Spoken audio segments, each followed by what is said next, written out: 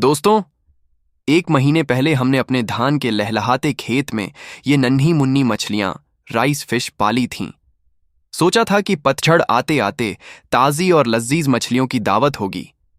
अभी धान में फूल आ रहे हैं और मछलियां भी बहुत तेजी से बढ़ रही हैं। लेकिन तभी शुरू हो गई चिलचिलाती धूप और भीषण गर्मी इतनी बढ़ गई कि खेत का पानी उबलने लगा। अगर पानी तुरंत ठंडा नहीं हुआ तो बेचारी मछलियां मर जाएंगी। इसका बस एक ही समाधान है, पहाड़ों से आने वाले बर्फ जैसे ठंडे पानी का लगातार खेत में बहते रहना। लेकिन एक अकेले प्लास्टिक पाइप से पूरे खेत का तापमान कम नहीं हो पा रहा था। इसलिए हमने फैसला किया कि पेड़ों पर लटकी इस पुरानी लकड़ी बांस की नाली को फिर से चालू किया जाए। पर सालों से बंद पड़ी इस नाली में मिट्टी और जंगली घास ठसाठस भरी थी। फिर क्या, हम तुरंत चढ़ गए पेड़ पर, एक लंबे बांस से कुरेद कुरेद कर सारा कचरा बाहर निकाला और देखिए, जाम खुलते ही ठंडा पानी सरपट दौड़ने लगा। अब खेत की मछलियां एकदम सुरक्षित हैं। अब बारी थी पहाड़ों की दूसरी सीढ़ीदार खेती ब्रीडिंग बेस को देखने की।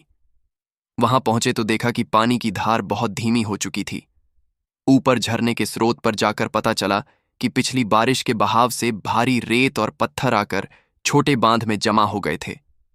तो बस हम फावड़ा लेकर जुट गए मिशन पर। सारी घास हटाई, मिट्टी रेत बाहर फेंकी और पत्थरों को सही जगह लगाकर पानी को रोक दिया।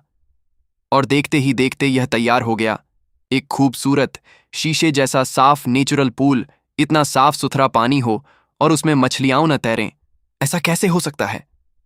हमने निचले तालाब से रंग बिरंगी और चमकदार मछलियां पकड़ी और इस नए ठंडे कुंड में छोड़ दी।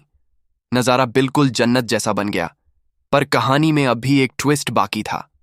खेत के आखिरी कोने तक पानी फिर भी कम पहुंच रहा था, क्योंकि पुराना चैनल लीक हो गया था। कोई बात नहीं, हमारे पहाड़ों में बांस के घने जंगल हैं। हम फौरन जंगल गए और एक लंबा, सीधा और मजबूत बांस काट लाए। अब देखिए हमारा देसी इंजीनियरिंग का कमाल। बांस को बीच से 2 हिस्सों में चीरा, खुरपी से अंदर की गांठें साफ की और बन गया एकदम नेचुरल पानी का चैनल। इसे झरने के मुहाने पर बिठाया और ऊपर एक भारी पत्थर रख दिया, ताकि तेज बहाव में भी यह टस से मस न हो। अब खेत में पानी का तापमान मापते हैं। वाह, सिर्फ 24 डिग्री सेल्सियस। इसलिए हमने ड्रोन उड़ाकर पूरे खेत का जायजा लिया। एक भी पक्षी आसपास नहीं दिखा। बस अब 2 महीने का इंतजार है। धान पकेगा, पानी खोलेंगे और होगी मछलियों की बम्पर कटाई।